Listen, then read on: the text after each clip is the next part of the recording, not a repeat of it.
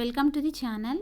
First question, రాజ్యాంగ పరిషత్ మొదటి సమావేశాన్ని ఎవరి సూచన మేరకు ఏర్పాటు చేశారు? ఆన్సర్, గవర్నర్ జనరల్ వేవెల్ సూచన మేరకు ఈ సమావేశం నిర్వహించారు.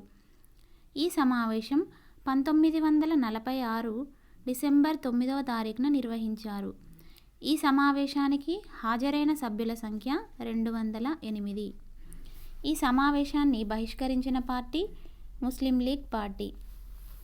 నెక్స్ట్ క్వశ్చన్, రాజ్యాంగ పరిషత్ మొదటి సమావేశానికి తాత్కాలిక అధ్యక్షుడు ఎవరు? ఆన్సర్, సచ్చిదానంద సిన్హా. సచ్చిదానంద సిన్హాను ప్రతిపాదించిన వారు JB Kripalani.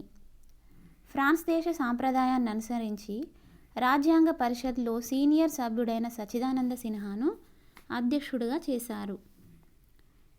Next question, Nehru ఏ సమావేశంలో లక్ష్యాలు ఆశయాలు తీర్మానం ఆబ్జెక్టివ్స్ అండ్ ఎయిమ్స్ రిజల్యూషన్ను ప్రవేశపెట్టాడు? Answer, 1946 December 13. ఇది 3వ సమావేశం. ఈ ఆబ్జెక్టివ్ రిజల్యూషన్ను భారత ప్రజలకు చేసిన పవిత్ర ప్రతిజ్ఞ వంటిదని నెహ్రూ వ్యాఖ్యానించారు. ఈ తీర్మానాన్ని భారత ప్రజల జాతక చక్రంగా అభివర్ణించిన వ్యక్తి కేఎం మున్షి.